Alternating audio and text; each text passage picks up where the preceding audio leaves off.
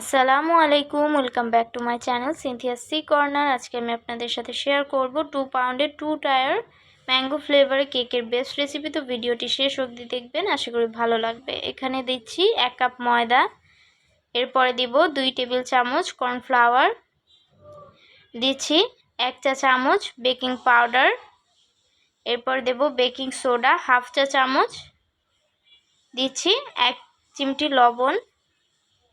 এরপরে শুকনো উপকরণগুলো ভালোভাবে চেলে নিচ্ছি। এটা আমি 3 থেকে 4 বারের মতন চেলে নিব। আপনারাও চেষ্টা করবেন 3 থেকে 4 বার চেলে নেওয়ার জন্য, এতে করে কিন্তু কেকটা খুব ভালো স্পঞ্জ হবে। তো আজকে কিন্তু আমি শুধু কেকের বেসটা করে দেখাবো, ডেকোরেশনটা কিন্তু আরেকটা ভিডিওতে শেয়ার করব। দুটো ভিডিও একসাথে শেয়ার করলে কিন্তু ভিডিওটা খুব বড় হয়ে যেত, এজন্য আমি দুটো ভিডিও বানিয়েছি।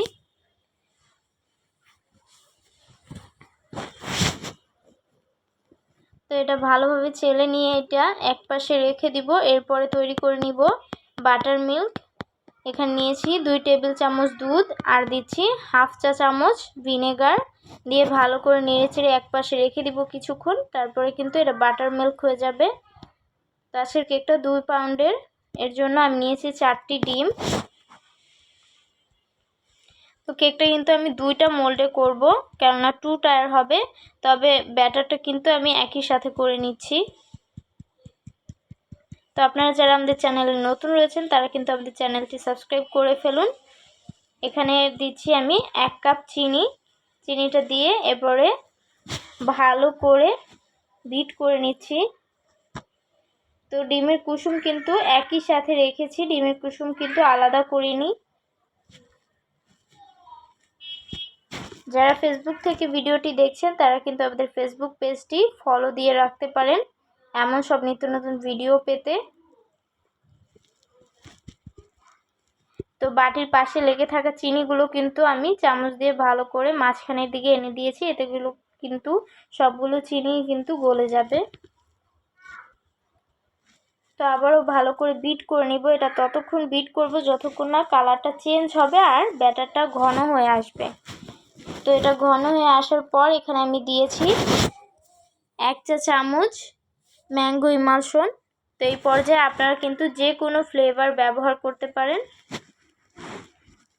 আমাদের ভিডিওটি ভালো লাগলে কিন্তু ভিডিওতে অবশ্যই একটি লাইক করে দিবেন আর কমেন্ট করবেন, আর হ্যাঁ, ফ্রেন্ডস ও ফ্যামিলির মধ্যে আমাদের ভিডিওটি শেয়ার করে দিবেন। এটা ভালো করে আমি বিট করে নেব। তো এটা যখন পারফেক্টলি বিট হয়ে যাবে সে পর্যায়ে এখানে তেলটা দিব। তো দেখতেই পাচ্ছেন এটা অনেকটা ঘন হয়ে এসেছে। এখানে দিচ্ছি 2 টেবিল চামচ তেল।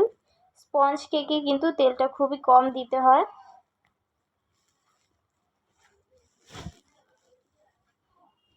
তো এরপর এটা বিট করে নিয়েছি, তেলটা দিয়ে কিন্তু 10 থেকে 12 সেকেন্ডের মতন বিট করেছি। এর থেকে বেশি বিট করতে যাবেন না, তাতে করে কেকটা চুপসে যাবে। এরপরে এখানে আমি শুকনো উপকরণগুলো মেশাচ্ছি। এটা 3 থেকে 4 বারে মিশিয়ে নিব একটু একটু করে। একবারে মেশাতে গেলে কিন্তু ডিমের ফোমটা ফেটে যাবে।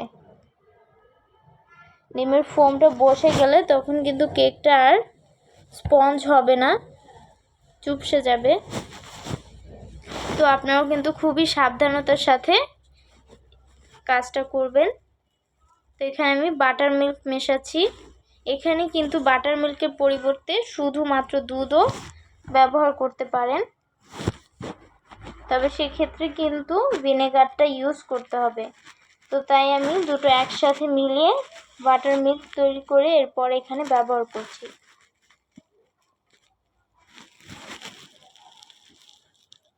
এটা ভালো করে মেশানো হয়ে গেলে সে কেকটা আমি দুটো মোল্ডে করব, একটা 9 ইঞ্চির আর একটা 5 ইঞ্চির মোল্ডে। তবে সাধারণত কিন্তু 2 টায়ার বা 3 টায়ার কেকের ক্ষেত্রে কিন্তু ডিফারেন্সটা 3 ইঞ্চি রাখার চেষ্টা করবেন, এতে করে বেশি সুন্দর লাগে দেখতে।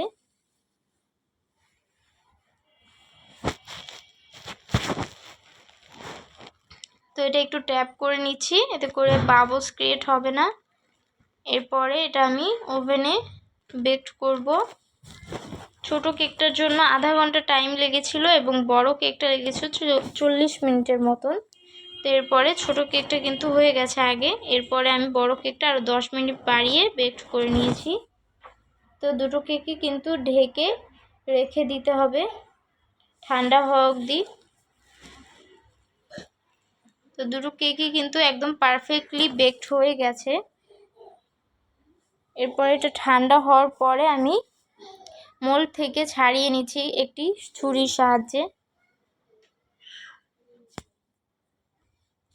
তো কেকগুলো কিন্তু খুবই স্পঞ্জ হয়েছিল, আপনারা দেখলেই বুঝতে পারবেন।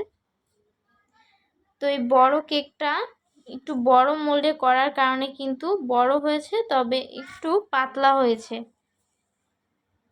আপনারা চেষ্টা করবেন 8 ইঞ্চির মোল্ডে করার জন্য। তো দেখতেই পাচ্ছেন কতটা স্পঞ্জ হয়েছে কেকটা। আশা করি আপনাদের আজকের কেকের রেসিপিটা ভালো লেগেছে। ভালো লাগলে কিন্তু অবশ্যই ভিডিওতে লাইক করে দিবেন আর আমাদের পাশেই থাকবেন। তো এই তো আমি এবার এটা মেপে দেখিয়ে দিচ্ছি ওজন কত হয়েছিল। ফার্স্টে আমি বোর্ডটা মেপে নিব, এরপরে এটার ওয়েটটা মাইনাস করে কেকের ওয়েটটা নিচ্ছি। তো বড় কেকটা কিন্তু 359 গ্রাম আর ছোট কেকটা হয়েছিল 159 গ্রামের মতন। এরপরে দুটো একসাথে মেপে নিয়েছি, 517 গ্রামে হয়েছিল। তো কেক দুটো স্লাইস করে নিচ্ছি এবং উপরের অংশের কিন্তু আমি সরিয়ে দিচ্ছি। ওটা আপনারা চাইলে রেখেও দিতে পারেন, তবে ওটা আমি সবসময় ফেলে দেই।